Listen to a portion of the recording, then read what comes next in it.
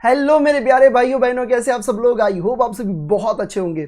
AS10 के conceptual revision में आपका दिल से स्वागत है। यहाँ पे कॉन्सेप्ट्स के साथ साथ मैं आपको क्वेश्चंस भी करवाने वाला हूँ। एक चीज आपको कमिटमेंट अपने आप को दे देनी है कि ये वीडियो, ये लेक्चर आप पूरा वन शॉट में देखोगे, विदाउट अ ब्रेक देखोगे। अगर आपको थोड़ा सा भी कॉन्फिडेंस नहीं आ रहा या AS10 समझ में नहीं आ रहा तो ये सेशन आपको बहुत काम में आने वाला है। बट अपने आप को कमिटमेंट दे दीजिए और कमेंट कर दीजिए विदाउट अ ब्रेक कि ये सेशन आप विदाउट अ ब्रेक देखने वाले हो। चलिए शुरुआत करते हैं। ये PDF मैंने टेलीग्राम पे डाल दिए तो वहां से आप डाउनलोड कर लीजिएगा।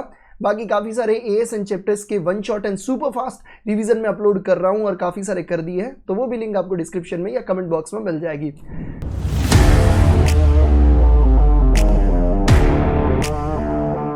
चलिए शुरुआत करते हैं। AS10 के बारे में बहुत बढ़िया AS है, बहुत ही मजेदार और बहुत सिंपल, बहुत ईजी AS है।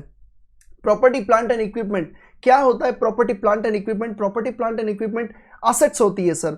असेट्स कैसी असेट्स होती है सर? ऐसी असेट्स जो तुम प्रोडक्शन के लिए यूज करते हो, या तो supply of goods and services के लिए यूज होते हो, या तो तुम उसको रेंट पे देते हो किसी और को, या तो तुम एडमिनिस्ट्रेटिव पर्पस के लिए यूज करते हो।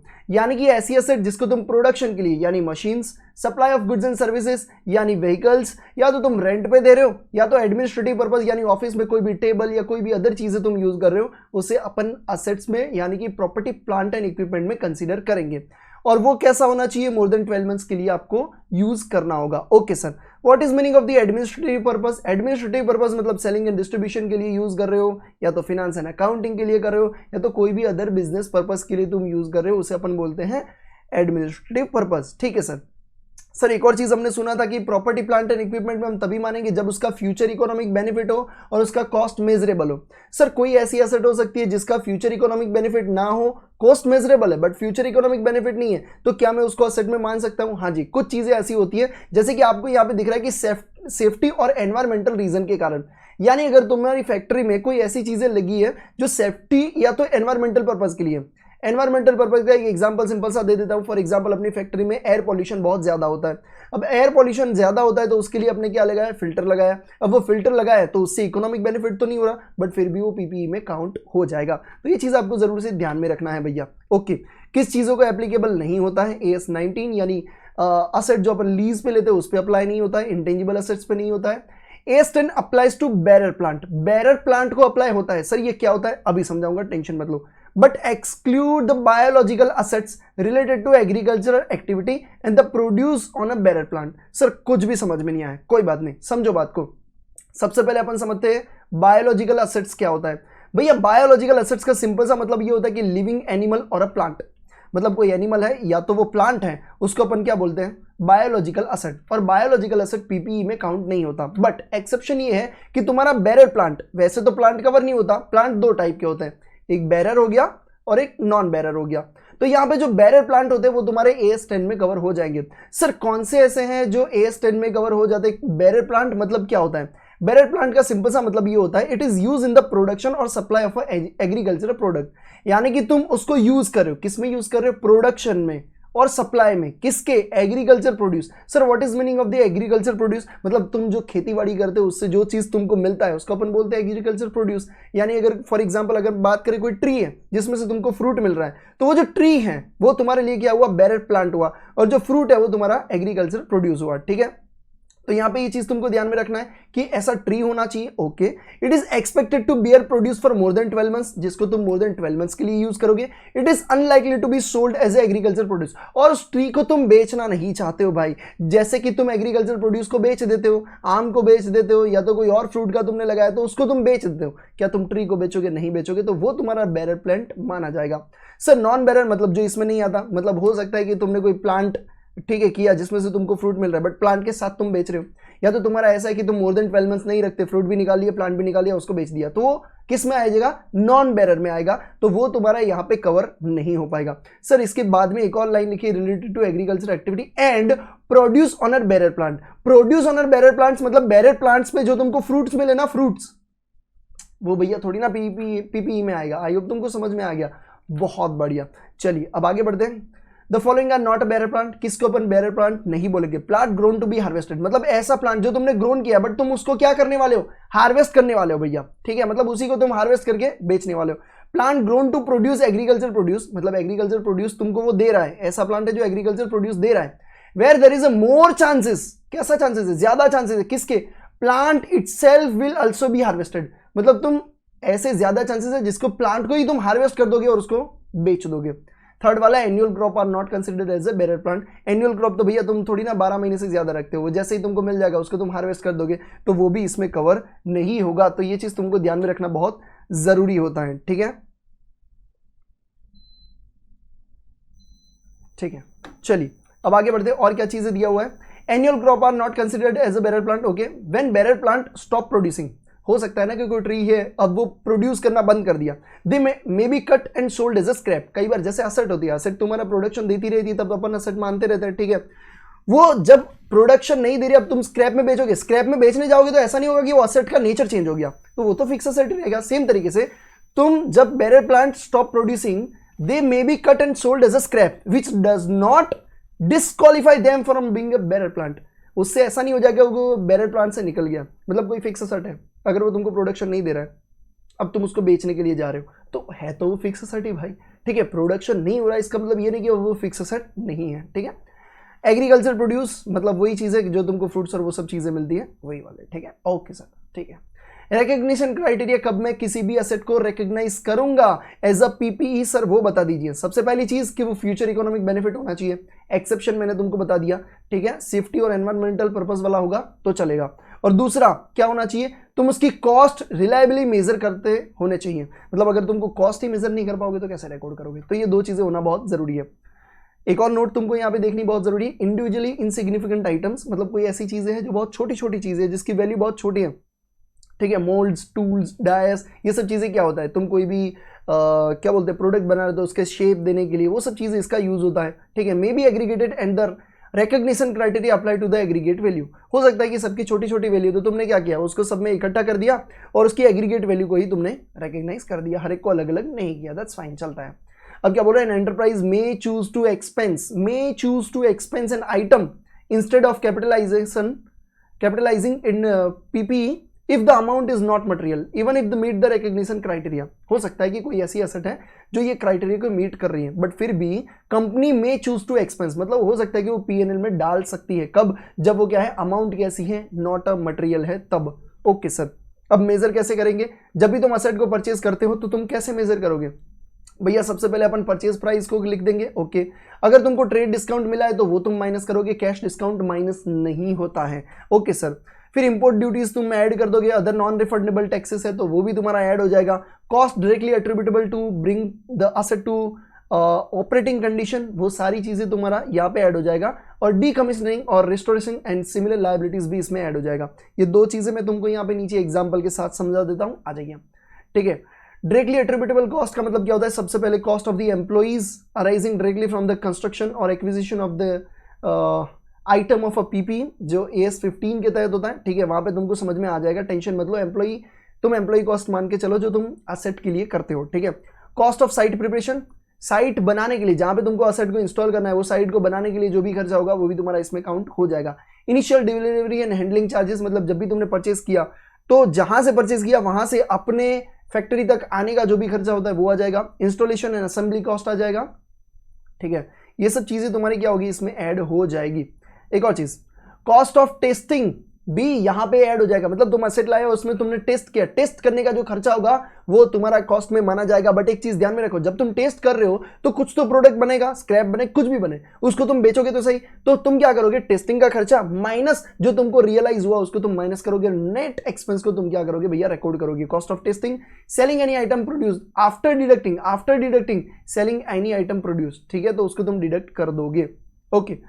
Decommissioning, restoration and similar liabilities are the initial estimated cost for dismantling or removing an asset, मतलब फ्यूचर में जब भी अपने को अपने असेट को निकालना होगा, ठीक है, डिसमेंटलिंग करना होगा, हटाना होगा, उस टाइम पे जो भी खर्चा लगेगा उसको अपन क्या करेंगे, एस्टिमेट करेंगे और उसका प्रेजेंट वैल्यू अपन खर्चे में ऐड कर देंगे, at the present value of the future dismantling और restoration cost.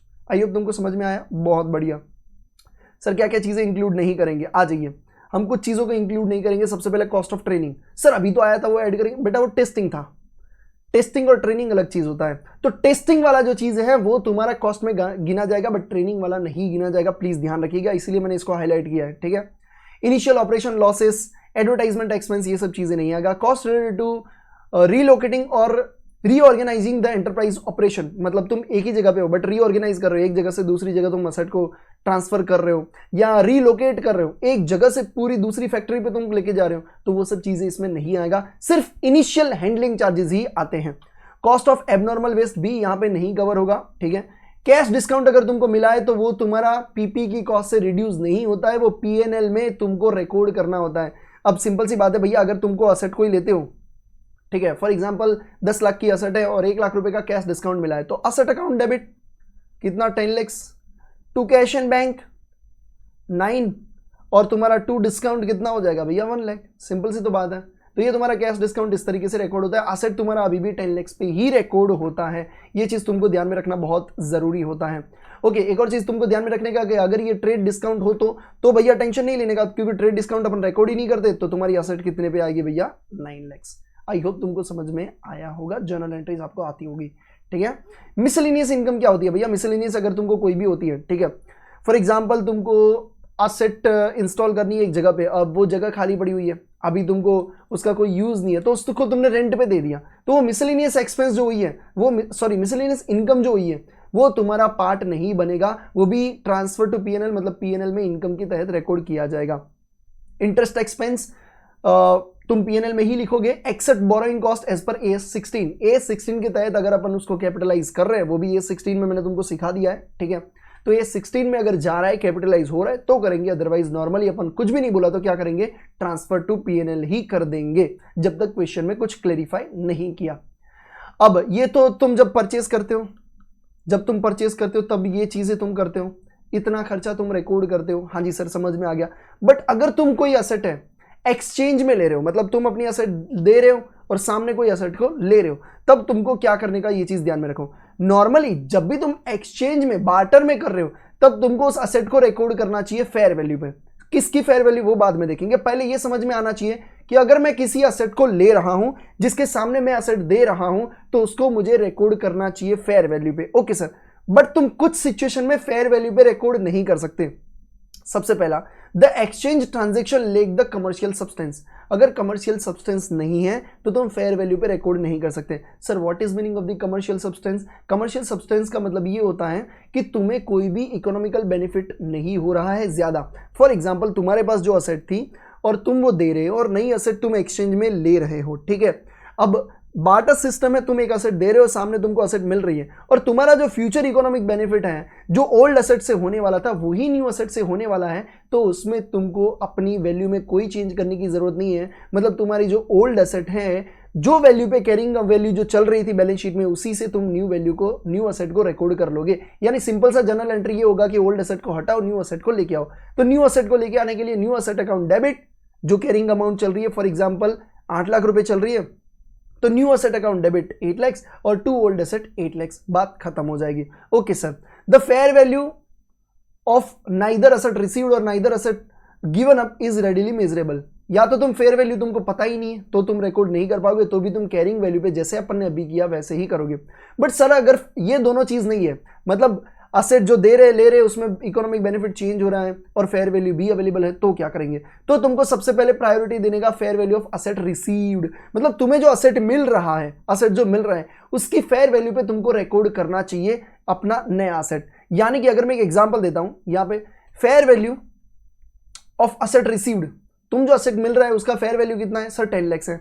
Fair value of asset given कितना है 7 लाख है। तुम जो असेट दे रहे हो उसकी फेयर वैल्यू कितनी है 7 लाख।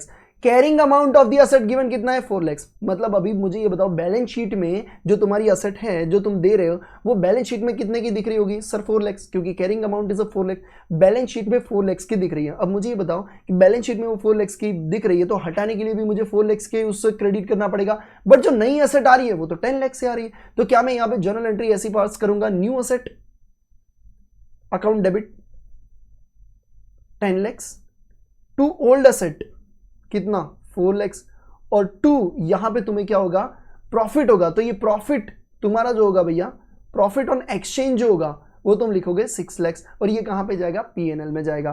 तो आई होप तुमको ये समझ में आया होगा कि कैसे अपन रिकॉर्ड करते हैं। न्यू असेट 10 लाख से रिकॉर्ड करोगे, ओल्ड असेट को 4 से हटाओगे और 6 लाख का तुमको बेनिफिट हुआ, एक्सचेंज बेनिफिट। ठीक है, बहुत बढ़िया। ठीक है, तो ये दोनों नोट मैंने अभी तुमको बोल दिया है कि क्या क्या चीजें हैं। ठीक है, अगर fair value of asset received नहीं है तो असेट गिवन का फेयर वैल्यू ले लो। सर कैसे करेंगे, आ जाओ देखो यहाँ पे एक और एग्जांपल मैंने यहाँ पे आपके लिए बनाया हुआ है। आ जाओ, क्या लिखा है, fair value of asset received नहीं पता है भैया, fair value of asset given 7 lakh पता है अपने को, कैरिंग अमाउंट कितनी है 4 लाख, 4 लाख है तो भैया जाएगा तो 4 लाख से, बट रिकॉर्ड न्यू असेट कैसे करूं, ये तो फेयर वैल्यू है नहीं, तो मैं ये फेयर वैल्यू ले लूंगा। तो यहाँ पे न्यू असेट अकाउंट डेबिट कितना 7 लाख, टू ओल्ड असेट कितना हो जाएगा 4 लाख, और टू तुम्हारा प्रॉफिट ऑन एक्सचेंज कितना हो जाएगा 3 लाख। आई होप तुमको समझ में आया, बहुत ईजी चीज है, बहुत ही अच्छी तरीके से तुमको समझ में आ गया होगा, है ना। चलिए आगे बढ़ते, और क्या चीजें दिया है, purchase for a consolidate purchase. अगर तुम कंसोलिडेट परचेज कर रहे हो, मतलब फॉर एग्जांपल तुमको 3 मशीन लेने हैं, उन्होंने प्राइस बोला 5 लाख, 3 लाख और 2 लाख, टोटल हो रहा है 10 लाख। तुमने बोला मैं तीनों 3 मशीन परचेज कर लूंगा, बताओ भैया कितना लोगे, तो उसने बोला तीनों 3 लोगे ना तो मैं 9 लाख में दे दूंगा। अब तुम ये बोलो कि सर 1 लाख कम हुए, मैं मशीन 1 में से निकाल दूं, मशीन 2 में से निकालूं कि मशीन 3 में से, ऐसा नहीं, प्रोपोर्शनेटली निकाल दो भैया। यानी 10 लाख का 9 लाख हुआ, 90% हुआ तो सबका 90% तुम इधर लिख दो, बात खत्म हो जाएगी। यानी यहां पे तुम लिख सकते हो 4,50,000, यहां पे तुम लिखोगे 2,70,000 और यहां पे तुम लिखोगे 1,80,000। इस तरीके से तुम क्या करोगे भैया, सबको बाइफरकेट कर दोगे। ठीक है, तो when multiple PPE items are purchased for a consolidated price, the total consideration is allocated to each item based on their respective fair value. fair value के हिसाब से अपन क्या कर देंगे भैया, उसको बांट देंगे। आई होप तुमको समझ में आ गया होगा। चलिए, ट्रीटमेंट ऑफ सब्सिक्वेंट कॉस्ट, मतलब ये तो तुमने रिकॉर्डिंग तो कर लिया भैया, या तो तुमने परचेज किया या तो बार्टर किया। रिकॉर्डिंग होने के बाद तुमको क्या करने का है भैया, वो चीज मैं आपको बता देता हूं। ठीक है, ओके सर, चलिए आ जाइए। अब ये रिकॉर्डिंग करने के बाद तुम्हारा सब्सिक्वेंट कॉस्ट होगा, यानी फ्यूचर में तुम्हारा कॉस्ट होगा, या तो रिपेयर एंड मेंटेनेंस का होगा, तो वो तो सर पीएनएल में जाता है, हमको पता है पहले से, जाने देते आगे बढ़ते। Replacement of part of a PP, कोई पार्ट तुम रिप्लेस कर रहे हो। ठीक है, अब समझो कोई पार्ट तुम रिप्लेस कर रहे हो, फॉर एग्जाम्पल कोई एसेट है 10 लाख की, जिसमें एक पार्ट है 2 लाख का, जिसकी कैरिंग वैल्यू अभी तुम्हारी बुक में चल रही है 1.5 लाख। अब उसको तुम रिप्लेस कर दो, तो भैया ओल्ड जो कैरिंग वैल्यू अभी चल रही है पार्ट की, ओल्ड पार्ट की, उसको तुम हटा दो और नए पार्ट की जो वैल्यू है उसको तुम ऐड कर दो। तो ये सिंपल सी चीज तुमको करनी होती है। ठीक है, ओल्ड वैल्यू को तुम रिमूव करोगे और नई वैल्यू को तुम क्या करोगे, इसमें ऐड कर दोगे। सेम चीजें इंस्पेक्शन में होती है। अगर मेजर इंस्पेक्शन कैरिड आउट है तो लास्ट इंस्पेक्शन का जो कॉस्ट होता है उसको तुम हटा देते हो और न्यू जो इंस्पेक्शन होता है उसकी कॉस्ट को तुम क्या कर देते हो, ऐड कर देते हो। ठीक है, तो सिंपल सा पॉइंट है, वही चीजें मैंने यहाँ पे लिखी हुई है, तो एक बार आप जरूर से देख लीजिएगा। ठीक है सर, अगर हमारे पास वो कैरिंग वैल्यू हमको ना पता चले तो अभी जो अपन कर रहे हैं, ठीक है, नया पार्ट लगा रहे हैं या तो फिर नया इंस्पेक्शन कर रहे हैं, उसी कॉस्ट को अपन सेम कॉस्ट ओल्ड वाले का मान लेंगे। यानी कि if the carrying amount of the replace part और inspection can not be determined, हमको नहीं पता है कि जो ओल्ड पार्ट है या तो ओल्ड इंस्पेक्शन लास्ट टाइम हुआ था उसकी कैरिंग वैल्यू क्या है, तो कोई बात नहीं, उस टाइम पे अपन क्या करेंगे, उस टाइम पे हम द एंटरप्राइज में use the cost of replacement और the estimated cost of the future similar inspection. या तो हम अभी रिप्लेसमेंट कॉस्ट है उसी को अपन मान लेंगे, या तो हम फ्यूचर में जो भी कॉस्ट होगा इंस्पेक्शन का हम एक्सपेक्ट करेंगे कि एस्टिमेटेड इतना हो सकता है, वो अपन यहाँ पे काउंट कर लेंगे हटाने के लिए, और नया वाला तो जितना पे करे उतना ऐड कर देंगे। ओके सर, समझ में आ गया। अब एक बार तुमने रिकॉर्ड कर दिया, ठीक है, रिकॉग्नाइज होने के बाद तुमको कैसे करने का है भैया, तुम कैसे कैरी करोगे अपनी बैलेंस शीट में, तुमको असेट को कैसे कैरी करना है। तुमने रिकॉर्ड तो कर दिया कि सर मैंने परचेज किया, इतने का हुआ, ठीक है, तुमने प्राइस लिख दिया, सारा कॉस्ट जोड़ दिया, बहुत बढ़िया, बैलेंस शीट में आ गया। या तो तुमने बार्टर में लिया है तो बार्टर में तुमने फेयर वैल्यू जो है रिसीव्ड का है, गिवन का है, या कैरिंग वैल्यू जो चल रहा था उससे तुमने बैलेंस शीट में तो रिकॉर्ड कर दिया, बट एवरी ईयर तुम कैसे उसको रिकॉग्नाइज करोगे फ्यूचर में, वो तुमको देखना पड़ेगा। सबसे पहले तो कॉस्ट मेथड बहुत सिंपल, जो अभी तक अपन सीख क्या है कि कॉस्ट में से डेप्रिसिएशन निकाल दो और कैरिंग वैल्यू तुमको मिल जाएगी, तो पहला होता है कॉस्ट मेथड। बट बात आती है यहाँ पे रिवैल्यूएशन मॉडल के बारे में। रिवैल्यूएशन मॉडल सर क्या होता है, चलिए समझते हैं। ठीक है, अब यहाँ पे एक चीज तुमको ध्यान में रखना है, तुम कॉस्ट या रिवैल्यूएशन जो भी तुम चूज करो, enterprise should apply chosen accounting policy consistently, ठीक है, to the an entire class of the PP. मतलब सेम नेचर की जितनी भी असेट्स है उसको तुम सेम तरीके से, एक को कॉस्ट पे और एक को रिवैल्यूएशन पे नहीं चलेगा, और कंसिस्टेंटली आपको उसी को अप्लाई करना पड़ेगा। If any item of PP is revalued, the entire class of asset to which it belong to must be revalued. मतलब अगर तुम एक असेट को रीवैल्यू करना चाहते हो तो उस क्लास की पूरी असेट को तुमको रीवैल्यू करना पड़ेगा, ठीक है। Class of PP is a group of, मतलब सर किसको अपन बोले कि क्लास ऑफ पीपी है? Class of PP is a group of asset with the similar nature use with in the enterprise operation. मतलब फॉर एग्जांपल अगर मैं मान के चलो कि फैक्ट्री बिल्डिंग, तो मेरी 4 फैक्ट्री बिल्डिंग है, तो एक को मैं कॉस्ट पे दिखाऊं, एक को रिवैल्यूएशन पे नहीं चलेगा। अगर मैं एक को रिवैल्यूएशन पे दिखाऊंगा, सारी को रिवैल्यूएशन पे करना पड़ेगा, एक को कॉस्ट पे तो सबको कॉस्ट पे।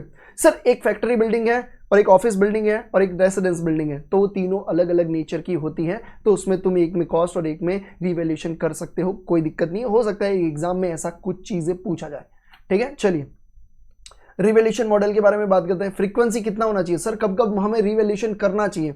देखो revaluation must be perform regularly तुमको करना चाहिए, ठीक है। बट कब करना चाहिए? For a PP significant and volatile fair value, जिसका जो बहुत इंपॉर्टेंट है और जिसका फेयर वैल्यू बहुत चेंज होता रहता है, उसको अपन एनुअली रिवैल्यूएशन करेंगे। और ऐसा पीपी जो इनसिग्निफिकेंट है और जिसका फेयर वैल्यू इतना चेंज नहीं होता है, तो उसको अपन 3 to 5 ईयर्स पे भी रिवैल्यू कर सकते हैं। ओके सर, समझ में आ गया। Accounting treatment of revaluation, sir अगर हमने रिवैल्यूएशन कर दिया, कोई एसेट है जो 1000 रुपये की है और उसका डेप्रिसिएशन हमने 400 रुपया अभी तक लगाया है और अभी 600 रुपये पे दिख रहा है, सर अभी अगर मैं रीवैल्यू करूंगा और वो 900 रुपये उसकी रिवैल्यूएशन आ रही है, तो मैं इसकी ट्रीटमेंट क्या करूं, किस चीज़ को चेंज करूं, कैसे करूं, प्लीज़ मुझे बताइए। तो अब वो चीज़ अपन सीखने वाले हैं। सबसे पहला मेथड है accumulated depreciation is eliminated against the carrying amount of the asset. यानी तुम अपना जो अक्यूमुलेटेड डेप्रिसिएशन है उसको तुम पूरा का पूरा हटा देते हो। यानी तुम क्या करते हो, अभी तक अक्यूमुलेटेड डेप्रिसिएशन तुमने रखा हुआ है, तुम्हारा पीपी 1000 रुपये पे दिख रहा है और तुम्हारा अक्यूमुलेटेड डेप्रिसिएशन 400 रुपये पे दिख रहा है, उसका क्रेडिट बैलेंस है। तो भैया क्रेडिट बैलेंस है तो हटाने के लिए मैं क्या करूंगा सर, डेबिट कर दूंगा। तो अक्यूमुलेटेड डेप्रिसिएशन अकाउंट डेबिट, और पीपी को मुझे 400 से कम करना है, तो 2 पीपी 400 रुपये, यानी मेरा पीपी हो गया 600 पे जो अभी कैरिंग वैल्यू चल रहा है, और मेरा अक्यूमुलेटेड डेप्रिसिएशन भी हट गया। तो मैंने एंट्री क्या करी, देखो नेक्स्ट पेज पे मैंने लिखा हुआ है ये एंट्री भी, आ जाओ देख लो। Accumulated depreciation account debit 2 PP करके 400 से मैंने क्या कर दिया भैया, उसको हटा दिया। अब इतना करने के बाद एक चीज तुमको ये ध्यान में रखनी बहुत जरूरी है कि सर अब मेरी वैल्यू कितनी, अब मैंने 600 पे तो लेके आ गया सर, 600 पे लेके आ गया, मैं समझ गया, अब मुझे 900 पे लेके जाना है, तो पीपी को बढ़ा दो। तो पीपी को बढ़ाने के लिए तुम एंट्री क्या करोगे sir, PP account debit to revaluation gain account. तो तुम क्या करोगे भैया, रिवैल्यूएशन गेन अकाउंट से तुम यहाँ पे क्रेडिट कर दोगे। आई होप तुमको समझ में आ गया होगा, बहुत बढ़िया। सर एक चीज समझाओ कि अगर मुझे ये जो है 300 रुपये, ठीक है, आपने ये जो 400 रुपये हटाए, अगर मुझे नहीं हटाने तो मुझे डेप्रिसिएशन अभी भी रखना है, तो मैं क्या कर सकता हूँ? चलिए वो है second method, not eliminating accumulated depreciation. मतलब अक्यूमुलेटेड डेप्रिसिएशन को तुम हटाना नहीं चाहते हो। अब तुमको ये पता चला कि अभी कैरिंग वैल्यू, वैसे अगर तुम देखोगे तो 1000 रुपये में से 400 अक्यूमुलेटेड डेप्रिसिएशन तुम निकालोगे तो 600 है, और अभी तुमने रीवैल्यू किया तो अमाउंट कितना मिला 900। यानी क्या मैं बोलूं कि ये जो इंक्रीमेंट है वो कितने का है सर, 300 रुपये का है। 300 रुपये अगर मैं परसेंटेज में बोलूं तो क्या मैं बोल सकता हूं कि 300 डिवाइड बाय अभी का कैरिंग वैल्यू कितना है 600 इंटू 100, तो तुमको मिलेगा 50% ऑफ करंट वैल्यूएशन। हाँ जी सर, समझ में आ रहा है। अभी जो प्राइस है उसका 50% बढ़ रहा है, 600 प्लस 50% करोगे तो मिल जाएगा। तो एक काम करते हैं ना, अगर मेरे को अक्यूमुलेटेड डेप्रिसिएशन नहीं हटाना है और अगर मुझे बुक में रखना है, तो मैं इसको भी प्लस 50% कर देता हूं और इसको भी प्लस 50% कर देता हूं। तो हो गया भैया, 1000 का 50% ऐड करोगे 1500, 400 का 50% 600 और 600 का 50% 900, यहाँ पे तुमको मिल गया। तो 1500 माइनस 600 900 तुमको मिल गया। सर इसकी जर्नल एंट्री कैसे करेंगे? भैया सारी चीजें तुमको क्या करनी है, बढ़ानी है। तो पहले असेट को बढ़ा दो, पीपी को कितने से बढ़ाया सर, 500 से, PP account debit 500। Accumulated depreciation को बढ़ाया, टू अक्यूमुलेटेड डेप्रिसिएशन 200 से बढ़ाया, ठीक है, वो क्रेडिट होता है भाई, ठीक है। और रिवैल्यूएशन गेन जो तुम्हारा है वो 300 से तुमने क्रेडिट कर दिया। तो सेम तरीके से रिवैल्यूएशन गेन तो भैया 300 से ही जाएगा। एक में तुम अक्यूमुलेटेड डेप्रिसिएशन आगे कैरी करते हो और दूसरे में तुम कैरी नहीं करते हो। तो ये चीज तुम आराम से देख सकते हो, समझ में आ गया होगा, ठीक है। अगर तुमको जर्नल एंट्री देखनी एक बार देख लो। अक्यूमुलेटेड डेप्रिसिएशन यहाँ पे हटा दिया, फिर 300 से बढ़ा दिया, यहाँ पे नहीं हटाया, पीपी को बढ़ाया और अक्यूमुलेटेड डेप्रिसिएशन को भी बढ़ाया, ठीक है सर, ओके। और सर अब ये बता दो रिवैल्यूएशन वाला, सर ये वाला ना थोड़ा सा कंफ्यूजन होता है। अब मैं गारंटी देता हूँ कि ये 5-7 मिनट के बाद तुमको ये कंफ्यूजन, कोई भी टाइप का कंफ्यूजन यहाँ पे नहीं रहेगा रिवैल्यूएशन वाले में, ओके। अब तुमको ये समझना है कि सर अगर मेरे पास कोई एसेट है, समझो अगर मैं तुमको बताऊं, उसको अपन छोड़ देते, तुम ये सिर्फ समझ लो तुम्हारे पास ये बैलेंस शीट है, ठीक है, ओके सर। यहां पे तुम्हारी असेट है, फॉर एग्जांपल ये असेट जो तुम्हारी वो 10 लाख की है, ठीक है। अब तुम इसको रीवैल्यू कर रहे हो। अगर तुम रीवैल्यू कर रहे हो, फॉर एग्जांपल हम मान के चलते हैं कि ये जो तुम रीवैल्यूशन कर रहे हो वो कितने पे हो रहा है, ये हो रहा है फॉर एग्जांपल 12 लाख, यानी तुम्हारी नई वैल्यू कितनी हो जाएगी। अगर मैं यहां पे लिखूं, यहां पे कैपिटल 10 लाख, अभी मतलब सिर्फ बैलेंस शीट मैच करते हैं ताकि तुमको समझ में आए। ओके सर, सर मेरी असेट में जो वैल्यू करिए 12 लाख, सर ये क्या हुआ, सर ये अपवार्ड रिवैल्यूएशन हुआ, तो मैं क्या करूंगा, 10 की जगह 12 लिखूंगा। हाँ जी सर लिखूंगा। ओके सर समझ में आ गया। तो मुझे यहाँ पे रिवैल्यूएशन रिजर्व क्रिएट करना होगा 2 लाख का, मैच हो गया। हाँ जी सर, यानी इसकी जर्नल एंट्री क्या हुई, सर मैंने असेट को बढ़ाई, यानी मेरी जर्नल एंट्री होगी असेट अकाउंट डेबिट कितना 2 lakh to revaluation reserve 2 lakh. I hope तुमको समझ में आया। हाँ जी सर समझ में आ गया। सर अपवर्ड रिवैल्यूएशन एक और बार होगा तो सेम तरीके से अगर 12 का 13 हो गया तो मैं यहाँ पे 13 कर दूंगा, यहाँ पे 2 का 3 कर दूंगा। 2 से मैंने ऑलरेडी बढ़ा दिया था पहले, अब दूसरा 1 से सेम एंट्री में जनरल एंट्री पास करूंगा, असेट टू आरआर 1 लाख से। आई होप तुमको समझ में आया। हाँ जी सर। सर ये तो समझ में आ गया कि पहले बढ़ेगा दूसरी बार भी बढ़ेगा तो यही एंट्री करेंगे। सर बढ़ा है 12 लाख, अब कम हुआ, सर कम जो हो रहा है ना वो सिर्फ 1 लाख से हो रहा है, यानी मुझे यहां पे कितना लिखना है, सर 11 लिखना है। अब मुझे ये बताओ, ये 11 लिखूंगा तो मेरे पास ऑलरेडी रिजर्व पड़ा है, तो जब तक मेरे पास रिजर्व पड़ा है मैं रिजर्व का यूज करूंगा, मतलब मैं इसको 2 की जगह क्या कर दूंगा, 1 कर दूंगा। अब मैंने असेट को कम कर दिया, रिजर्व को भी कम कर दिया। मुझे बताओ मुझे जर्नल एंट्री क्या करनी चाहिए, सर असेट को कम करने के लिए 2 असेट कर दो 1 लाख, और रिजर्व की क्रेडिट बैलेंस होती है उसको भी कम करने के लिए रिजर्व को तुम क्या करोगे, डेबिट कर दोगे, revaluation reserve account debit 1 lakh. I hope तुमको समझ में आ गया होगा। हाँ जी सर समझ में आ रहा है। बट सर हमने तो कुछ अलग सीखा था कि डाउनवर्ड रिवैल्यूएशन में कुछ ऐसा होता है वैसा होता है। समझो तुम बात को, एक सिंपल सी चीज तुमको समझ लेने की। अब ये डाउनवर्ड रिवैल्यूएशन जो हो रहा है वो तुम्हारा हो रहा है सीधा 9 लाख पे, 9 भी नहीं, मैं 8 पे लेके जाता हूं, सीधा 8 पे, ठीक है। तो पहले 11 पे हुआ था। एक चीज हमेशा तुमको ध्यान में रखने की, जब भी अपवर्ड रिवैल्यूएशन होता है पहली बार, ठीक है, तो वो तुम्हारा रिवैल्यूएशन रिजर्व तुम्हारा क्या होगा भैया, रिवैल्यूएशन रिजर्व तुम्हारा क्रिएट हो जाएगा। ओके सर समझ में आ गया। अब जब डाउनवर्ड रिवैल्यूएशन होगा तो तुम पहले इस रिवैल्यूएशन रिजर्व को हटाओगे, उसके बाद अगर तुम्हें और भी बैलेंस चाहिए तो तुम पीएनएल तक जाओगे। समझो एक बात को, सिंपल सी बात, रिजर्व होता ही क्यों है। समझो मैं तुमको ये बताऊं कि तुम्हारे पापा ने ये तुमको बोला कि तुम सीए इंटरमीडिएट पास हो जाओगे, मैं तुमको बाइक दिलाऊंगा। अब तुमने बोला पापा को कि पापा मुझे पहले से ही पैसे देते रहो 10-10 हज़ार रुपए महीने के। तुम्हारे पापा ने 10-10 हज़ार रुपए तुमको महीने के देने शुरू किए, 1 साल मतलब सॉरी 10 महीना हो गया, 1 लाख रुपए तुमको मिल गए और तुम सीए इंटरमीडिएट को पास हो गए। अब जैसे ही तुम पास हो गए तुमने बाइक देखी 1.5 लाख की, 1.5 लाख की बाइक देखी, ठीक है। अब तुम्हारे पास कितने 1 लाख रुपए पड़े, तुम पापा के पास गए और पापा को बोला लाओ पापा 1.5 लाख क्योंकि मेरे को बाइक लेनी है। मेरे को ये सच्ची बताना है, पापा कान के नीचे 2 बजाएंगे कि नहीं बजाएंगे, पक्का बजाएंगे कि भैया 1 लाख रुपए दिए थे वो कहाँ गए। मतलब तुमको जो पर्पस के लिए पहले दिए पहले उसका यूज करो, उसके ऊपर चाहिए तो पापा के पास आओ। पापा इज अ पीएनएल और तुमको जो पैसे दिए वो रिजर्व है। समझ में आया। तो ये रिवैल्यूएशन रिजर्व भी ऐसा ही है, जब तक रिवैल्यूएशन रिजर्व में है तब तक उसका यूज करो, अगर नहीं है फिर तुम पापा के पास यानी पीएनएल के पास जा सकते हो। तो सिंपल सी बात यह है कि अगर डाउनवर्ड रिवैल्यूएशन कितने से हुआ है 4 लाख से, तुम्हें प्रॉपर्टी एंड प्लांट को क्या करना पड़ेगा, डाउन करना पड़ेगा। कितने से, 4 लाख से। तो क्या मैं बोलूं जर्नल एंट्री में करूंगा to asset property plant and equipment, या तो असेट कितने से 4 लाख से मैं कम कर दूंगा। बट क्या मैं बोलूं पहले रिजर्व का यूज करूंगा, हाँ जी सर क्रेडिट बैलेंस कितना है 2 लाख, तो पहले 2 लाख का ये यूज कर लेता हूं रिवैल्यूएशन रीजन अकाउंट, कितना रिवैल्यूएशन रिजर्व 2 लाख से। अब और भी मुझे 2 लाख चाहिए तब मैं पापा से मांगूंगा यानी पीएनएल से मांगूंगा 2 लाख रुपीस। तो ये तुम्हारा क्या हो जाएगा भैया, यहां से हट जाएगा। सर प्रॉफिट में पीएनएल में 2 जाएगा तो ये कैपिटल में जो प्रॉफिट ऐड हो रहा होगा वो कम हो जाएगा, तो ये कितना हो जाएगा 8, तो ऑटोमेटिक तुम्हारा ये 8 भी मैच हो जाएगा। तो ये चीज तुमको हमेशा ध्यान में रखने का, ठीक है। तो ये रिवैल्यूएशन रिजर्व इस तरीके से होता है, जब भी तुम अपवर्ड रिवैल्यूएशन करोगे रिवैल्यूएशन रिजर्व क्रिएट होगा, जब भी तुम डाउनवर्ड करो पहले रिवैल्यूएशन रिजर्व का यूज करो, जरूरत पड़े तो ही तुम कहां पे जाओगे भैया, पापा के पास यानी पीएनएल के पास जाओगे, ठीक है। बढ़िया, आ जाओ अब देखते क्या लिखा है। सर अपवर्ड रिवैल्यूएशन होगा, अपवर्ड रिवैल्यूएशन होगा, ओके। सेकंड भी अपवर्ड हुआ तो दोनों रिवैल्यूएशन रिजर्व को तुम क्रेडिट करते जाओ, बहुत सिंपल है। ओके सर समझ में आ गया। अब क्या बोल रहे हैं, ये वाला थर्ड वाला देखो, अपवर्ड हुआ फिर डाउनवर्ड हुआ, तो पहले तुम रिवैल्यूएशन रिजर्व का यूज करो, पहले अपवर्ड हो चुका था जैसे ये 2 लाख वाला, ठीक है, फिर डाउनवर्ड हुआ तो पहले तुम रिवैल्यूएशन रिजर्व का यूज करो। अगर फिर तुमको ऐसा लगता है कि नहीं अभी भी जरूरत है तो तुम पीएनएल के पास जाओ, ठीक है। अब पहले डाउनवर्ड आता है, जैसे ही डाउनवर्ड आएगा समझो ये बैलेंस शीट की बात करें, आ जाओ, ये बैलेंस शीट में तुमको क्या दिख रहा है सर? बैलेंस शीट में अभी तो कुछ नहीं दिख रहा है। आओ आओ आओ, फॉर एग्जाम्पल तुम्हारा असेट यहाँ पे 10 लाख, ठीक है, तुम्हारा कैपिटल भी है 10 लाख, ये बात खत्म है, ओके। अब तुम क्या कर रहे हो? सर हम तो कर रहे डाउनवर्ड।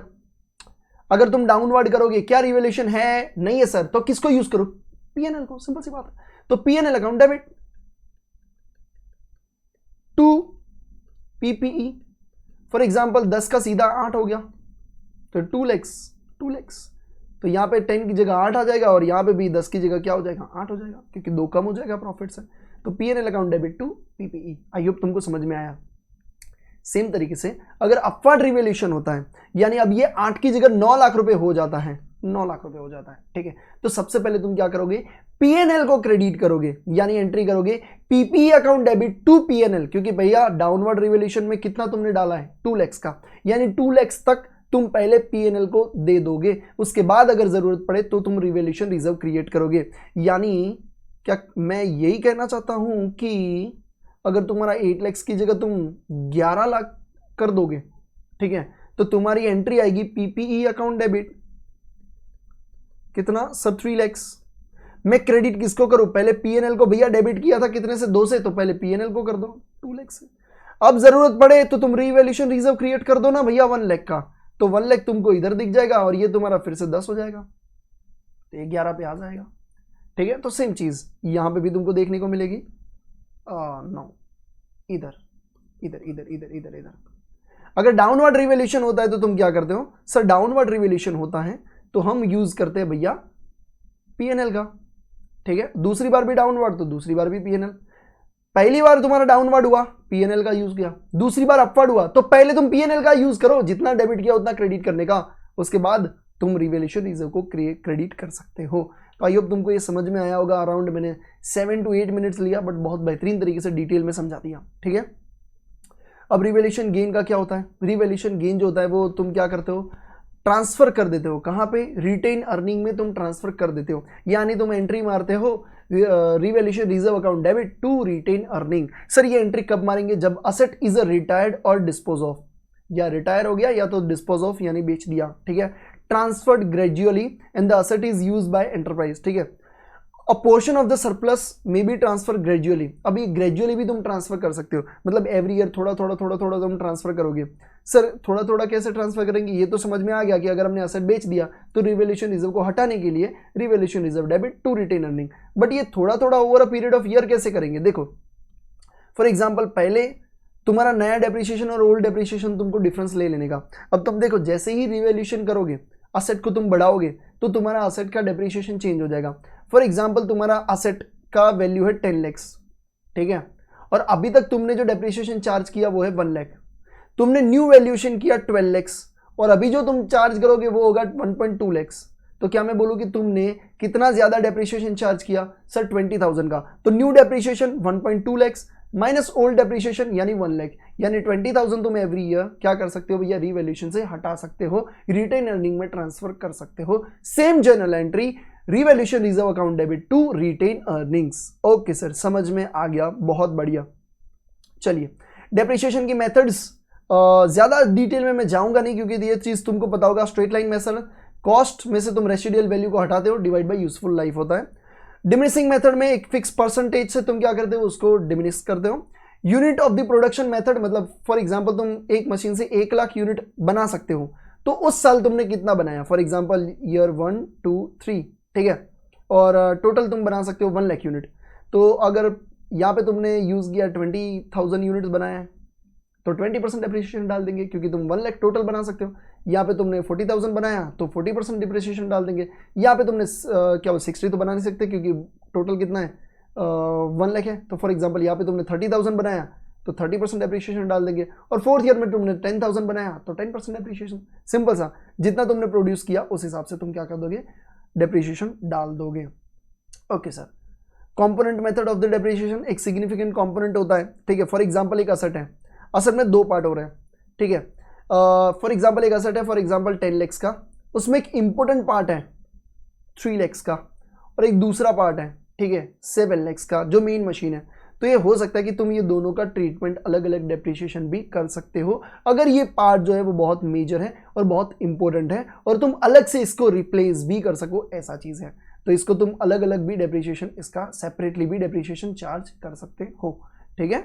चलिए, क्योंकि हो सकता है ना कि तुम्हारा फॉर एग्जांपल 10 लाख का असेट है, उसमें से 3 लाख वाला जो पार्ट है, वैसे असेट की जो ईयर है यूजफुल लाइफ वो 10 साल है, बट जो 3 लाख वाला जो पार्ट है ना वो 4 साल से ज्यादा नहीं चलता, तो 3 लाख तुम 4 ईयर्स में बांट दोगे और बाकी का 7 लाख तुम 10 ईयर्स में एज यूजुअल बांटोगे।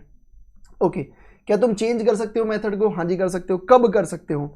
एक तो expected consumption pattern of the benefit change, ठीक है, एक तो कंजम्पशन बेनिफिट चेंज होता है, या तो स्टैट्यूटरी रिक्वायरमेंट होता है, तब तुम कर सकते हो। Okay, commencement of the depreciation, depreciation कब से तुम शुरू करोगे, मतलब तुम असेट लेके आ गए या लेके आ रहे हो, अब फैक्ट्री में आ गए, कब से मैं शुरू करूं डेप्रिसिएशन? डेप्रिसिएशन तुम्हारा शुरू हो जाएगा asset is available for the use, जब अवेलेबल फॉर द यूज है।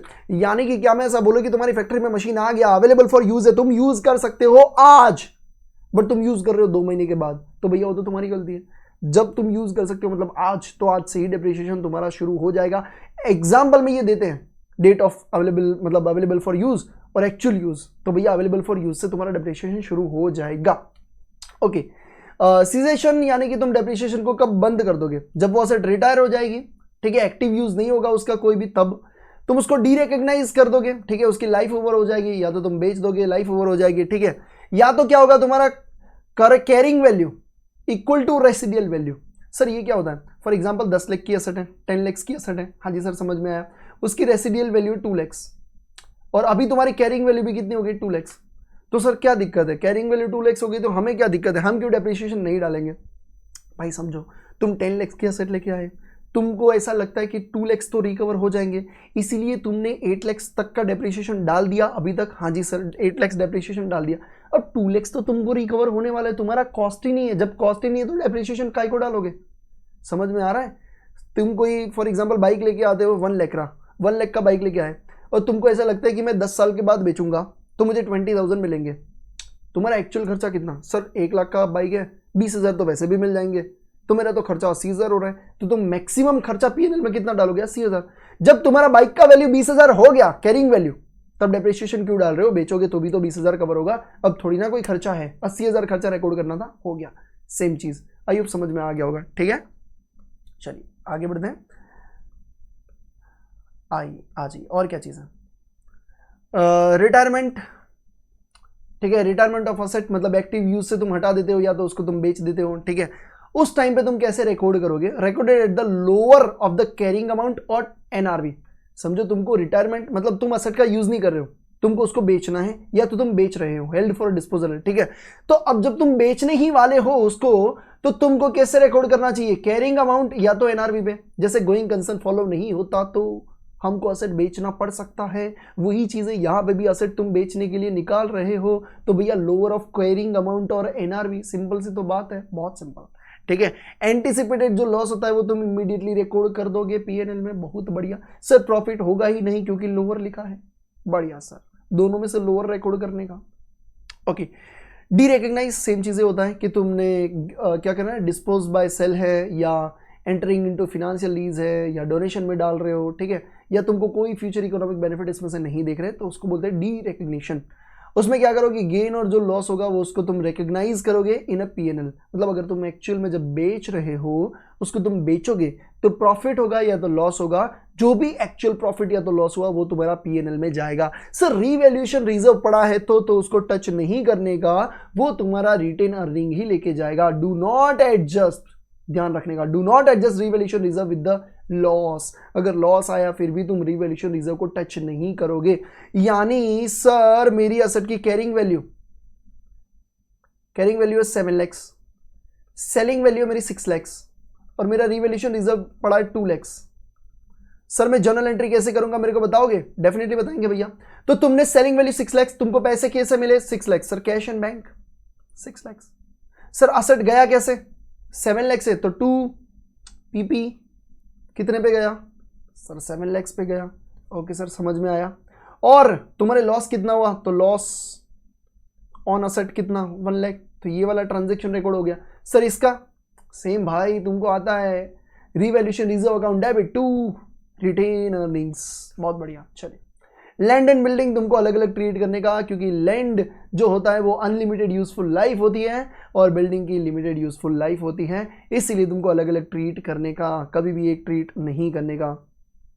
Change in existing, decommissioning, restoring और अदर लायबिलिटी, मतलब कहने का मतलब ये है कि जैसे अपन ने बोला था ना कि तुम कॉस्ट में ऐड करोगे कि फ्यूचर में एस्टिमेट करोगे कि कितना डीकमिशनिंग और रिस्टोरेशन, साइट रिस्टोरेशन एक्सपेंस होगा। तो तुमने ऐसा सोचा कि भैया 10 साल के बाद मुझे ऐसा लगता है कि 1 लाख का खर्चा होगा। अब अचानक से पता चला इल्ला खर्चे बहुत बढ़ रहे हैं, एक्सपेंस बढ़ रहे हैं, ठीक है, इन्फ्लेशन बहुत ज़्यादा है, तो 1 लाख नहीं 1.5 लाख होगा। अब तुमने अगर वो खर्चा तुमको लग रहा है बढ़ेगा तो तुम्हारा कॉस्ट भी चेंज होगा, सिंपल सी बात है, क्योंकि उसका प्रेजेंट वैल्यू तो तुम ऐड करते हो। तो अगर कॉस्ट चेंज होगा तो कैसा ट्रीट करने का? अब देखो, या तो तुम अपनी एसेट को कॉस्ट पे लेके जा रहे हो या तो तुम रिवैल्यूएशन पे लेके जा रहे हो। अगर तुम कॉस्ट पे लेके जा रहे हो और तुमको लगता है कि खर्चा बढ़ेगा तो कॉस्ट बढ़ा दो, PP account debit to provision for decommissioning, क्योंकि जो तुमको लगता है ना कि फ्यूचर में होगा उसकी तुम पहले ही प्रोविजन क्रिएट करते हो। इवन जब तुम परचेस करते हो ना तब भी तुम ये वाली एंट्री करते हो, ठीक है। तो ये वाली एंट्री अभी भी तुम्हारा खर्चा बढ़ा तो कर दो। अगर तुमको लगता है कि नहीं सर खर्चा कम होगा तो प्रॉफिट को कम, पीपी को कम कर दो, असेट को कम कर दो, क्योंकि तुमको लगता है कि इतना खर्चा नहीं होगा, कम होगा। और जो तुमने रिजर्व पहले क्रिएट किया था उसको भी कम कर दो। तो रिजर्व को प्रोविजन फॉर डीकमिशनिंग डेबिट कर देंगे और 2 पीपी कर देंगे, ठीक है सर। अगर मैं रीवैल्यूएशन पे कर रहा हूँ तो ये तुम्हारा खर्चा अगर तुमको लग रहा है कि बढ़ेगा, तुम रीवैल्यूएशन करने के कारण लॉस हुआ तो revaluation loss account debit to provision, provision तुमको बढ़ाना पड़ेगा। और यहाँ पे लग रहा है कि कॉस्ट कम होगा तो प्रोविजन को कम कर दो, provision account debit to revaluation gain. तो ये वाला चीज आई होप तुमको समझ में आया होगा। पूरा का पूरा बहुत बढ़िया तरीके से मैंने तुमको समझा दिया। अब कुछ क्वेश्चन कर लेते हैं, बहुत बढ़िया बढ़िया वाले क्वेश्चन है, बहुत सिंपल सिंपल क्वेश्चन है। We will try our best कि एज अर्ली एज पॉसिबल इसको कंप्लीट करें और बहुत बेहतरीन तरीके से करें। मज़ा आ रहा है तो प्लीज़ इस सेशन को, इस लेक्चर को प्लीज़ लाइक ज़रूर से करिए, अपने फ्रेंड्स के साथ शेयर करिए ताकि मुझे भी समझ में आए कि तुमको ये मज़ा आ रहा है, ठीक है। क्वेश्चन में मैंने एक चीज़ बहुत बेहतरीन कर दी आपके लिए, ये PDF तुम डाउनलोड करोगे ना, तुमको पूरा क्वेश्चन पढ़ने की ज़रूरत नहीं है, ठीक है। एग्जाम के पहले तुम्हारे पास टाइम नहीं होता कि पूरा पढ़े फिर आंसर देखें, मैंने हाईलाइट कर दिया। तुम जैसे ही देखोगे ना तुमको समझ में आ जाएगा क्वेश्चन क्या कहना चाहता है। देखो आओ देखते क्या कहते हैं। मैं सिर्फ हाईलाइट वाला पढ़ूंगा ना, तुम समझ जाओगे कि क्या कहना चाहता है। प्लांट एंड मशीनरी बुक में 2 लाख का है, ठीक है। डिस्ट्रॉयड इन अ फायर, जो फायर में डिस्ट्रॉय हो गया, okay. Insurance company with a new machine of a fair value 20 lakh, ठीक है। इंश्योरेंस कंपनी ने तुमको 20 लाख का नया मशीन दे दिया। तुम्हारा जो 2 लाख का मशीन था वो फायर में जल गया और इंश्योरेंस कंपनी ने 20 लाख का नया मशीन दे दिया। एक चीज हमेशा ध्यान में रखो, जब भी तुमने इंश्योरेंस लिया है, कोई भी मशीन तुम्हारा जाता है, गया, लॉस हुआ तो तुम P&L में डेबिट करोगे, और अगर तुमसे इंश्योरेंस कंपनी से कुछ भी मिलता है तो P&L में क्रेडिट करोगे। सर मैं नेट ऑफ दिखाऊं? नहीं दिखाने का, बस वही क्वेश्चन है इसमें कि तुम दोनों को अलग अलग दिखाओ। आंसर में आ जाओ, आंसर में क्या लिखा है, आओ आओ आओ आओ। Loss in a statement of P&L on a derecognition of the carrying value of the plant and machinery in accordance with the AS10. Entity A should separately recognize a receivable and a gain in the income statement. I hope तुमको समझ में आया, दोनों को अलग अलग दिखाने का बस वही क्वेश्चन था। सर दूसरा क्वेश्चन क्या है? Renovating one of its major store, तुम रिनोवेट कर रहे हो, ओके सर मैं रिनोवेट कर रहा हूं। अब देखो क्या तुमको फ्यूचर इकोनॉमिक बेनिफिट बढ़ रहा है? अगर बढ़ रहा है तो वो खर्चा तुम्हारा कैपिटलाइज होगा, अदरवाइज नहीं होगा। क्या लग रहा है? Expectation of 50% of increase in a sale, तो भैया ये रिनोवेशन का खर्चा कैपिटलाइज हो जाएगा। बहुत सिंपल क्वेश्चन है भाई, देखो नीचे शुड बी कैपिटलाइज, बढ़िया है। तो ये सिर्फ हाईलाइट वाला तुम पढ़ोगे ना DB फॉर एग्जाम या रिवीजन के टाइम पे, इजीली तुम करा हो जाएगा भैया, ठीक है। चलिए अब आते हैं क्वेश्चन नंबर 2 के ऊपर। तुम सिग्निफिकेंट रिनोवेशन कर रहे हो, management expected that the renovation will last for 3 months, 3 महीने तक चलेगा, ठीक है। और उस टाइम पे रेस्टोरेंट तुम्हारी क्या रहेगी? क्लोज रहेगी। अब तुमको सैलरी तो देना पड़ेगा, और सैलरी कितना जाएगा? 7,50,000 का, और तुम्हारा कंस्ट्रक्शन का खर्चा कितना है? 30 लाख। अब मुझे ये बताओ क्या सैलरी तुम कंस्ट्रक्शन के लिए दे रहे हो? नहीं भैया, रेस्टोरेंट क्लोज है या चालू है, क्या फर्क पड़ता है, सैलरी तो वैसे भी जाएगा। कंस्ट्रक्शन का जो खर्चा है 30 लाख वही तुम्हारा कैपिटलाइज होगा और 7,50,000 एज इट इज पीएनएल में ही जाएगा। तो बहुत बढ़िया क्वेश्चन था, बहुत सिंपल क्वेश्चन था। देखो 30 लाख कैपिटलाइज होगा और 7,50,000 should be expense in a PNL account. बहुत सिंपल, तो हाईलाइट वाली चीजों से तुमको समझ में आ जाएगा। Let's go question number 3, let's go.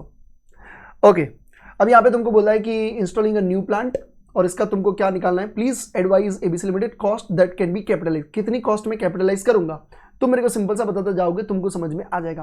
पहला कॉस्ट ऑफ द प्लांट, ठीक है, cost per supplies invoice plus tax. तो भैया ठीक है, टैक्स के बारे में आगे कुछ बोलेंगे और सेपरेटली दे देंगे तो ठीक है, अदरवाइज ये पूरा का पूरा खर्चा तुम्हारा आ जाएगा। ओके, इनिशियल डिलीवरी, हाँ जी सर आ जाएगा, ऐड कर देंगे। कॉस्ट ऑफ साइट प्रिपरेशन, हाँ जी सर आता है भैया, कर लेंगे add. Consultation use for advice, हाँ कंसल्टेशन प्रोफेशनल फीस भी इसमें आ जाता है। Interest charge paid to supplier of a plant for a deferred credit, A16 capitalisation के बारे में कुछ भी नहीं बोला, नहीं लेंगे। एस्टिमेटेड डिसमेंटलिंग कॉस्ट जो तुमको 7 साल के बाद होगी, हाँ भैया ऐड कर लेंगे। ऑपरेटिंग लॉसेस पहली सेंटेंस में बोला था नहीं लेंगे, तो इतनी चीजें तुम लोगे, उसका टोटल कर दोगे, बात हो जाएगी खत्म, उतना तुम कैपिटलाइज कर लोगे। जो तुम कॉस्ट नहीं ले रहे हो प्लीज मेक श्योर बेटा नोट लिख के आने का। आईसीआई बहुत तगड़ा होता है, तुम नोट नहीं लिखोगे मार्क्स काटेगा, तुम बोलोगे सर वो 3 लाख आ गया मार्क्स भी मिला, नहीं मिलेगा भाई। अगर तुमको काटना होगा तो 5 में से अगर तुमको सिर्फ 2 देने हैं 3 देने हैं तो भी उनके पास हक है, क्योंकि तुमने ये नहीं लिखा। सर क्या फर्क पड़ता है ये लिखने से, बेटा तुम सीए बनने के बाद तुम जो एडवाइस दोगे वो किसी सीए को नहीं दे रहे, तुम आम जनता को दे रहे हो, तो उनको पता होना चाहिए कि तुमने क्यों नहीं लिया। तो उस तरीके से तुमको सीए बनने का है ना भाई। ठीक है सर समझ में आ गया, बहुत ज्ञान दे दिया सर आपने, बहुत बढ़िया वाला ज्ञान दिया, मजा आ गया। चलिए हो गया, और क्या बोला है। Question number 4, construction of a refinery and its operation, ठीक है, requires to incur expenditure on the construction और development of railway slides road and bridge. मतलब अगर तुमको रिफाइनरी को कंस्ट्रक्ट करना है तो उसके लिए तुम्हें क्या बनाना पड़ेगा सर, रेलवे स्लाइड बनानी पड़ेगी, रोड बनाने पड़ेंगे और ब्रिज बनाने पड़ेंगे। ओके, दो ABC limited incur the expenditure on the construction और development it will not have ownership right, मतलब ये मेरी ओनरशिप नहीं होगी। क्यों, on this item they are also available for the use to other entities in a public at a large। समझो मुझे कोई कंस्ट्रक्शन करना है, अब वहां पे रोड अच्छा नहीं है, अब वो तो गवर्नमेंट का काम है, बट मुझे ऐसा लगता है कि यार मेरी फैक्ट्री बनाने के लिए मैं एक काम करता हूँ, टेम्पररी रोड बना देता हूँ। काफी सारी साइट के बाहर रोड बना देते वो वाले, अगर तुमको याद होगा तो। अब वो जो रोड बनाएंगे ये तो मैं अपने एसेट में तो थोड़ी लिख सकता हूँ कि ये रोड मेरी हो गई, नहीं बना सकते ना भाई। वो ब्रिज मेरा हो गया, नहीं हुआ ना भाई, वो तो वैसे भी तुमने पब्लिक प्लेस पे बनाया तो वो पब्लिक का ही है, तुमने बनाया वो सही है, तुमने खर्चा किया वो सही है, बट क्या वो तुम्हारी असेट में आ सकता है as a bridge? Sir as a bridge तो नहीं आ सकता, वो मैं समझ गया, एज अ रेलवे स्लाइड नहीं आ सकता, एज अ रोड नहीं आ सकता, बट ये सर खर्चा कैपिटलाइज नहीं होना चाहिए क्योंकि मैंने अपने प्रोजेक्ट के लिए बनाया। हाँ जी कैपिटलाइज होगा, बट रेलवे के नाम से नहीं होगा, रोड के नाम से नहीं होगा, ब्रिज के नाम से नहीं होगा, ये होगा किसके, तुम्हारा जो भी प्रोजेक्ट है उस प्रोजेक्ट के नाम से कैपिटलाइज होगा, मतलब सेपरेटली कैपिटलाइज नहीं होगा बट उस प्रोजेक्ट में चला जाएगा। ठीक है, फ्यूचर इकोनॉमिक बेनिफिट होगा, कॉस्ट भी मेजरेबल है। अब क्या लिखा है, railway slide road and bridges are required to facilitate construction, ये चीजें तुमको चाहिए कंस्ट्रक्शन करने के लिए। ठीक है, तो यहां पे देखो expenditure capitalise as the overall cost of the project, overall cost of the project में तुम क्या करोगे भैया, इसको कैपिटलाइज कर दोगे। समझ में आ गया? हाँ जी सर बहुत बढ़िया सर, मजा आ रहा है, ऐसे क्वेश्चन कराओ ना सर, हाईलाइट करके बहुत मजा आता है, बहुत टाइम से होता है। Okay, A limited contracted with the supply to purchase the machinery which is to be installed at its new plant in 4 months time. नया कोई प्लांट बन रहा है जिसको बनने में 4 महीना लगेगा। Okay, cost of the site preparation, site preparation का खर्चा कितना लगेगा, 2,10,000। क्या ये आएगा? हाँ जी सर, इसको मैं कंसीडर करूंगा कैपिटलाइजेशन में। Activities way supervise by architect, और आर्किटेक्ट की सैलरी कितनी है, 35,000 पर मंथ, 35,000 पर मंथ, तो ये भी आएगी। हाँ जी सर आएगी सर, 35,000 आ जाएगी। अरे बिटवा 4 महीना, 35,000 इंटू 4, बोलने का नहीं, इसलिए ये हाईलाइट किया है, पर मंथ को ध्यान देने का। सर मशीनरी का खर्चा कितना होगा, 1,27,50,000 ऑब्वियसली आएगा।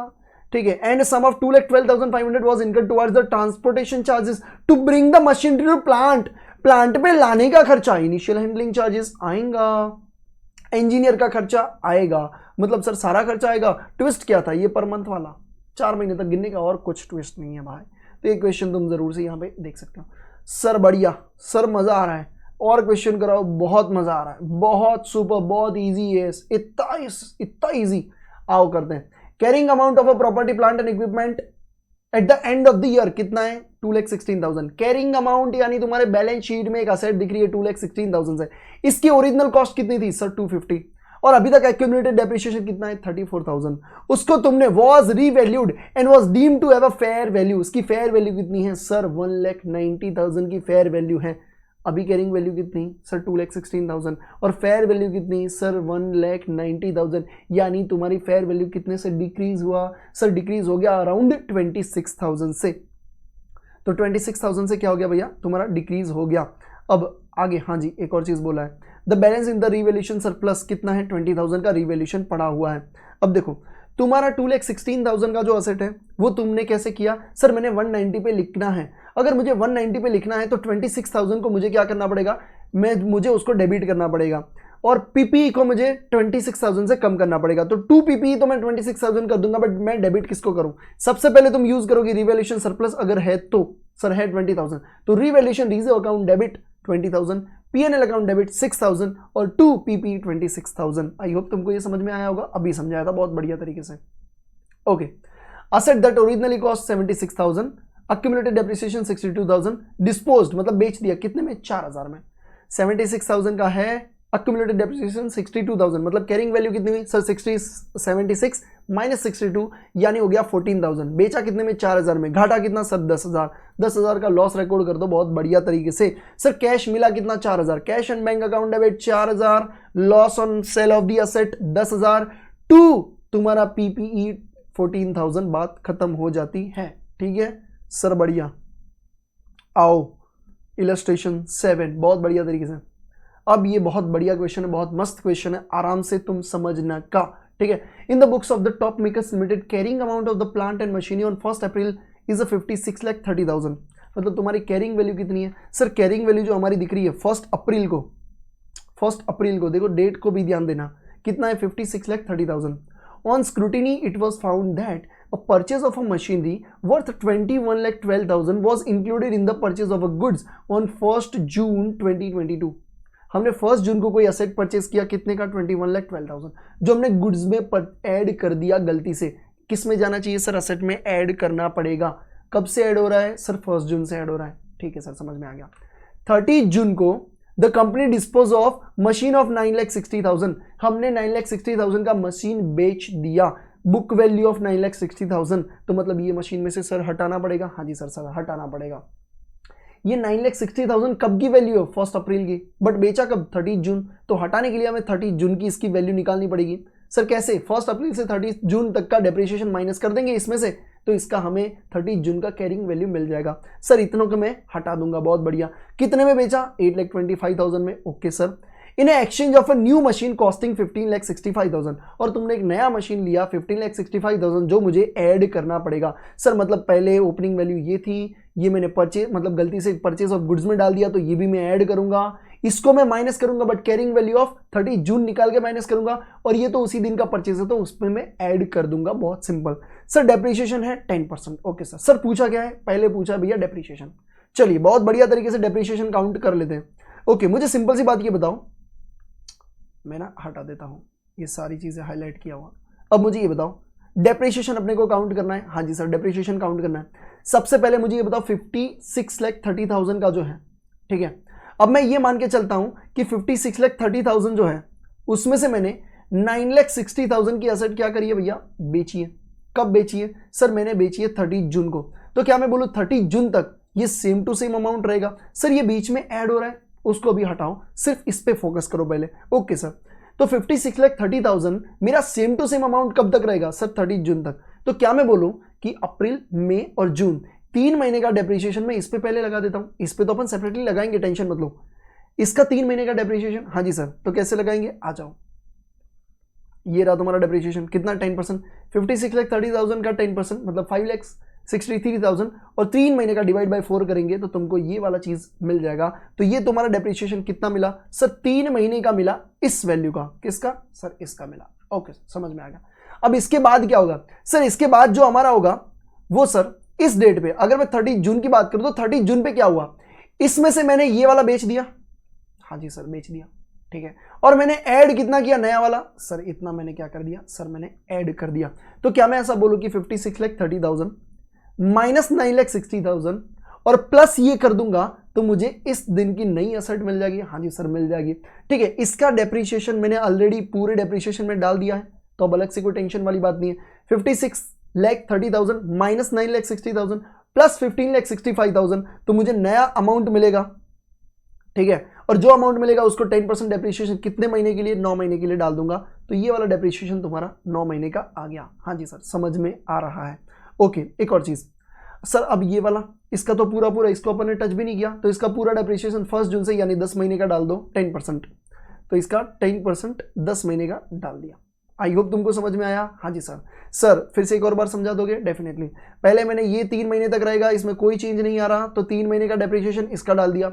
इसके बाद चेंज क्या रहा है, 56,30,000 माइनस 960 और प्लस 15, तो ये तुम्हारा नया वैल्यू मिला, उसका हमने 9 महीने का डाल दिया, और इसका 10 महीने का जो अपने परचेज किया तब से। ओके सर समझ में आ गया। तो पहला वाला होता है खत्म। दूसरा, book value on 31 March. Sir book value क्या होगी ये हमें बताओ। ठीक है सर, समझ में आ रहा है क्या करने का है। चलो बुक वैल्यू पे आते हैं, आ जाओ। सबसे पहले ओपनिंग बैलेंस अपन लिख लेंगे, कितना है 56,30,000। ओके सर, फिर हमने बीच में परचेज किया, उसको मैंने ऐड कर दिया। ओके सर, ये परचेज हुआ। फिर मैंने एक और परचेज किया, उसको भी मैंने ऐड कर दिया, मतलब ये टोटल परचेज मैंने क्या कर दिया, ऐड कर दिया। अब जो मैंने बेचा है, सर बेचा है, आ जाओ आ जाओ, ऊपर आओ ना सर, सर एक बार ऊपर आओ। आता हूं भाई क्वेश्चन में ऊपर, ठीक है, आओ। तुम्हारा ये ओपनिंग है, हाँ जी सर ओपनिंग है, ठीक है। इसमें से तुमने ये परचेज किया, ऐड किया, सर कर लिया। ये तुमने परचेज किया, ऐड किया, सर कर लिया। सर अब मुझे अगर हटाना है, माइनस करना है, माइनस करना है, तो मैं इसको माइनस करूंगा, हाँ, बट ये 30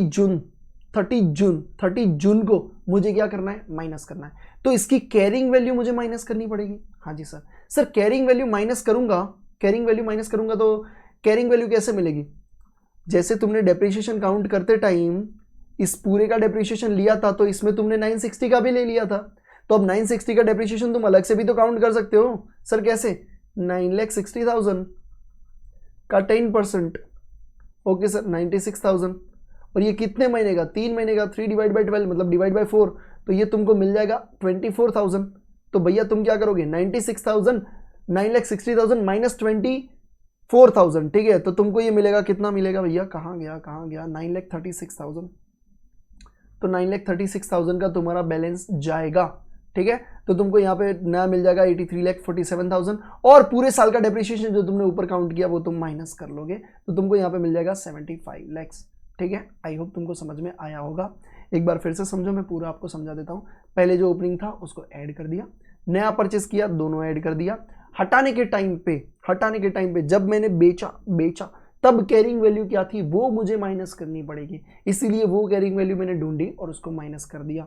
ओके, और पूरे साल का डेप्रीशिएशन तो वैसे भी अपन माइनस करते हैं, तो वो डेप्रीशिएशन भी मैंने माइनस कर दिया। तो आई होप तुमको ये समझ में आया होगा। बढ़िया है, ओके सर समझ में आ रहा है, आ जाओ। ओके, एक और चीज़ क्या पूछा है भैया, तुमको प्रॉफिट एंड लॉस पूछा है, प्लांट एंड मशीनरी का जो तुमने बेचा। ओके, तो 9,60,000 वाला मैंने कितने में बेचा, 825 में, बट 960 का कैरिंग वैल्यू कितना था सर, 9,36,000, ये रहा 9,36,000। तो 9,36,000 मेरा कैरिंग वैल्यू था, और बेचा कितने में, 825 में, तो यहाँ पे तुमको मिल जाएगा 1,11,000 का लॉस। 9,36,000 माइनस 8,25,000 में बेचा, 1,11,000 का लॉस मिल जाएगा। बहुत बढ़िया। आइए इलस्ट्रेशन 8 करते हैं। आइए लास्ट इलस्ट्रेशन में भी नहीं है, एक और है, चलिए ये कर लेते हैं फटाफट से, आ जाइए। ओके, क्या बोला है, acquired machinery 2 crore 50 lakh 5 years ago. 5 साल के पहले तुमने 2 करोड़ 50 लाख की कोई मशीनरी परचेज करी है। Depreciation was charge 10% on SLM पे तुम 10% का डेप्रीशिएशन चार्ज करते हो। यूजफुल लाइफ कितना है, 10 साल का है। At the beginning of year 3 यानी कि मैं बोलूँ 2 साल कंप्लीट हो चुके हैं, और उसके बाद कुछ हुआ है, क्या हुआ है, मशीन को रीवैल्यू किया 3 करोड़ रुपए। ओके, 3 करोड़ पे तुमने रीवैल्यू किया। मुझे ये बताओ 2 साल के एंड पे यानी beginning of the 3rd year तुम्हारा कैरिंग वैल्यू कितना था। सर पहले 2 लाख 2 करोड़ 50 लाख था, ठीक है, 2 करोड़ 50 लाख, उसका 10% डेप्रिसिएशन मैंने 2 बार डाला होगा, यानी क्या मैं ऐसा बोलूं कि 2 करोड़ 50 लाख माइनस 2 साल का डेप्रिसिएशन 10% के हिसाब से 50 लाख रुपए जाएगा, 25, तो मेरा उस टाइम पे कैरिंग वैल्यू कितना होगा 2 करोड़, और मेरा रीवैल्यूएशन रिजर्व कितने से क्रिएट हुआ 1 करोड़ से, और अभी मेरा वैल्यू कितना दिख रहा है सर 3 करोड़ का। आई होप तुमको समझ में आया, हाँ जी सर समझ में आ गया। फिर क्या बोला है, with the surplus on revaluing being credit to revaluation reserve depreciation was provided on the revalued amount over the useful life of 8 year. अब ये 3 करोड़ का तुमको डेप्रिसिएशन डालना पड़ेगा, कैसे डालोगे, डिवाइड बाय 8 करके डाल दोगे। The machinery was sold in the current year, sir current year मतलब कौन सा, 5 ईयर्स अगो लिखा है, मतलब अभी अपन 5 साल के पहले खरीदा था, तो अभी अपन 5 साल के बाद खरीदे, यानी 2 साल का डेप्रिसिएशन हमने यहां पे डाला, ठीक है। अब 3 साल का 3 करोड़ पे डालेंगे तब 5 साल हो जाएंगे, तो 3 करोड़ का 8 साल के हिसाब से डेप्रिसिएशन जाएगा, 3 करोड़ डिवाइड बाय 8, तो तुमको 1 साल का डेप्रिसिएशन मिला, इतना 3 साल का जाएगा। तो वो डेप्रिसिएशन जैसे ही तुम माइनस करोगे तुम्हें आज की कैरिंग वैल्यू मिल जाएगी 5 साल बाद वाली, पहले 2 साल का डेप्रिसिएशन हटाया फिर 3 साल का, तो आज की कैरिंग वैल्यू 1 करोड़ 87,50,000। तुमने बेचा कितने में, 1 करोड़ 12,50,000 पे तुमने बेचा है, तो ये तुमको क्या हुआ, लॉस हुआ। Cash and bank 1 crore 12,50,000, loss on cell तुम्हारा जितना भी बैलेंसिंग फिगर आ रहा है वो, और 2 तुम्हारा PP 1 crore 87,50,000। Sir revaluation reserve जो क्रिएट हुआ था 1 करोड़ वो रिटेन अर्निंग में अलग से जाएगा, अभी तुमको बताया था कि उसको टच नहीं करने का लॉस होता है तब, ठीक है। अगर सर हमने 42,50,000 में बेचा होता तो भी वही चीजें होता, देखो बुक वैल्यू इतना है, इतने में तुमने बेचा, ये लॉस होगा, लॉस कहाँ पे जाएगा, पीएनएल में जाएगा, और ये ट्रांसफर टू रिटेन अर्निंग हो जाएगा। आई होप तुमको समझ में आया, बहुत बढ़िया। लास्ट क्वेश्चन ऑफ दिस बहुत बढ़िया रिवीजन, आ जाओ लाइक करो भाई, शेयर करो अपने फ्रेंड्स के साथ, मजा आ रहा है तो कमेंट करिए और कौन सा ईएस और कौन सा चैप्टर चाहिए आपको, ठीक है। Star limited purchase the machinery of 6,80,000 inclusive of GST 40,000, input credit is available, भैया क्रेडिट अवेलेबल है तो पहले ही माइनस कर दो, तो कितना बनेगा तुम्हारा 6,40,000 यहीं पे बन गया, ओके सर। अब तुमको कुछ दिया है कि तुमको क्या करना है, the machinery was ready for use on 15 जनवरी, और तुमको कैलकुलेट द वैल्यू कैलकुलेट करनी है, ठीक है। तो कुछ चीजें ऐड होगी कुछ नहीं होगी, देखते जाते हैं। सबसे पहले ये 640 समझ में आ गया, हाँ जी सर। टोटल लेबर का खर्चा है जिसमें से 200 out of the total of 500 man hours worked were spent on installation, total 500 घंटे काम किया, उसमें से 200 इंस्टॉलेशन के लिए है, तो 200 इंस्टॉलेशन के लिए तो 200 का ही खर्चा गिनूंगा, तो मैं यहाँ पे खर्चा ऐड करूंगा, बट कितना 56,000 इंटू 200 डिवाइड बाय 500, आ जाओ नीचे, ये वाला खर्चा, ठीक है। पहले तो ये समझ में आ गया होगा, ठीक है। दूसरा वाला तुम्हारा ये वाला, ओके बढ़िया सर समझ में आ रहा है। फिर क्या बोला है, साइट प्रिपरेशन फॉर इंस्टॉलेशन आएगा, spare parts and tools consumed in installation आएगा, मतलब ये दोनों यहाँ पे आ गया, हाँ जी सर समझ में आ गया। Total salary of supervisor 25% of time spent for installation was 25% of the total time worked, 25% उसने इंस्टॉलेशन के लिए काम किया, तो खर्चा भी 25% ही जाएगा। 26,000 का 25% यहाँ पे तुम देख सकते हो, इतना ही खर्चा तुमको कैपिटलाइज करने का, बाकी जनरल पीएनएल में चला जाएगा। टोटल टेक्निकल एक्सपेंस 110 कितना है रिलेटेड टू प्लांट्स इंस्टॉलेशन, तो भैया 34,000 का 110 ही कैपिटलाइज होगा, सर समझ में आ गया। फिर क्या बोला है, टेस्ट रन एंड एक्सपेरिमेंटल, तो भैया ये तुम्हारा जो टेस्ट रन होता है वो खर्चा आता है, ट्रेनिंग का नहीं आता बट टेस्ट रन का आता है, तो ये भी 18,000 इंक्लूड करोगे। कंसल्टेंसी 11,000 आता है, depreciation on asset use for installation वो भी तुम्हारा इसमें आ जाता है, मतलब कोई असेट है जो तुमने इंस्टॉलेशन के लिए यूज किया और उसका डेप्रिसिएशन लगा है तो वो भी यहाँ पे आ जाएगा। टोटल 7,39,500 तुम्हारा यहाँ पे आ जाएगा। सर एक और चीज नीचे लाइन लिखी है, क्या लिखी है, the machine was ready for use on 15 January, तो भैया डेप्रिसिएशन इसी दिन से चालू हो जाएगा, okay. But was use for 1 February, कोई फर्क नहीं पड़ता। Due to delay in further expense of 8900, ये डिले होने के कारण कुछ और खर्चा हुआ 8900, भैया डिले रेडी टू यूज होने के बाद कोई भी खर्चा हो वो कैपिटलाइज नहीं होगा, तो ये कैपिटलाइज नहीं होगा, जनरल पीएनएल में जाएगा। नीचे नोट लिखने का, further expense of 8900 to be charge to profit and loss account, ठीक है, क्योंकि रेडी टू यूज कब हो गया 15 जनवरी से, ठीक है। तो ये वाला अपना AS10 भी होता है, यहाँ पे रिवीजन बहुत बढ़िया तरीके से खत्म। आई होप आपको बहुत मजा आया होगा और बहुत अच्छी तरीके से समझ में आया होगा, ठीक है। तो बाकी कौन सा AS चाहिए प्लीज मुझे बताइए, प्लीज लाइक करिए, अपने फ्रेंड्स के साथ शेयर करिए, मुझे मोटिवेट करने के लिए, मुझे और इंस्पिरेशन देने के लिए, मुझे और खुश करने के लिए प्लीज एक छोटी सी कमेंट करिए। तुमको सिर्फ 10 सेकंड लगेंगे पर वो देख के मैं 10 घंटे खुश रहता हूँ।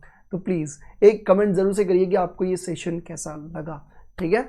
बाकी और भी काफ़ी सारे एएस मैं अपलोड करने वाला हूँ। टेलीग्राम पे ये पीडीएफ आपको मिल जाएगी और काफ़ी और भी चीज़ें तुमको टेलीग्राम पे मिलेगी, जैसे कि इंपॉर्टेंट चैप्टर्स कौन से हैं, पेपर पैटर्न कैसे बनेगा, कौन सा पेपर हार्ड या इजी आने के चांसेस है, वो हर अटेम्प्ट के लिए मैं सारी चीज़ें टेलीग्राम पे डालता हूँ। लिंक मैंने कमेंट में डाल दी है। टेलीग्राम पे मेरे छोटे भाइयों बहनों ज़रूर से मेरे साथ जुड़ जाइए। आई होप ये आपको बहुत मज़ा आया होगा। Thank you so much. जय हिंद।